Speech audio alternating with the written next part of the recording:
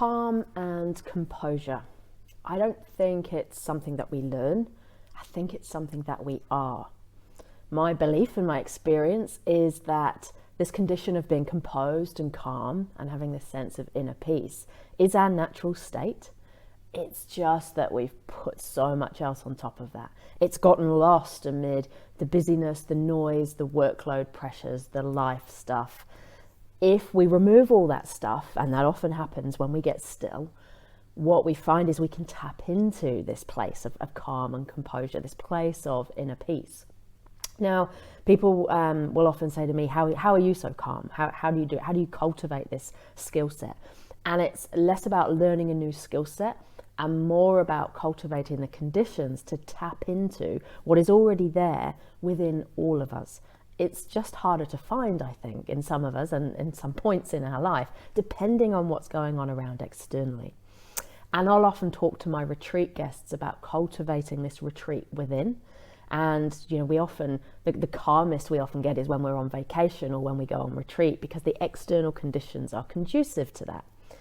But rather than having to go to a comfortable place in the country with a massage, a sauna, and all the beautiful things a retreat has to cultivate those conditions, what if we had that place within?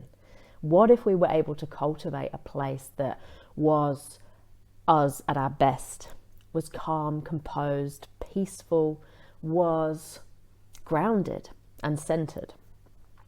And I believe that that's possible. It's a little bit like when we think of a lake, and a lake is still and calm until we throw stones in it, and then it starts to ripple.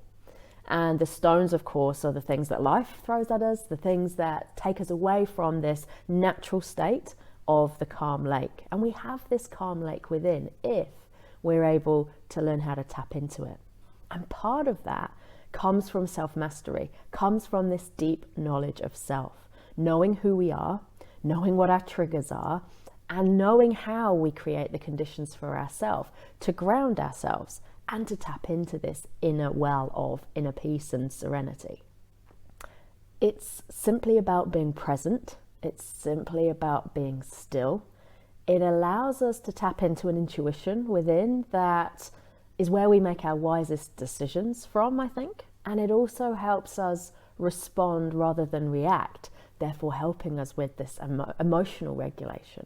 So the next time you get the opportunity to be still, to be present, to ground yourself, whether that's in nature, sat on a meditation cushion, going for a walk, at the beach, swimming in the ocean, whatever that looks like for you, when you get grounded, when you get still, that is what brings you closer to this natural state of calm and composure. And of course, this is something that if we learn to tap into often enough, is available for us all the time, not just when we're sat on a cushion or out in the bush. So if we're able to know where this calm lake within is, then it's something we can continue to come back to.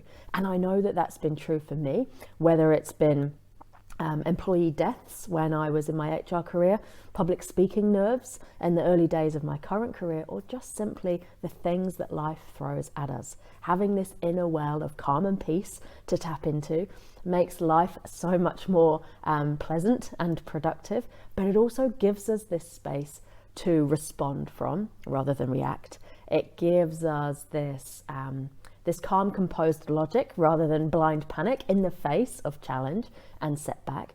And it's better for our relationships as well as our own well-being.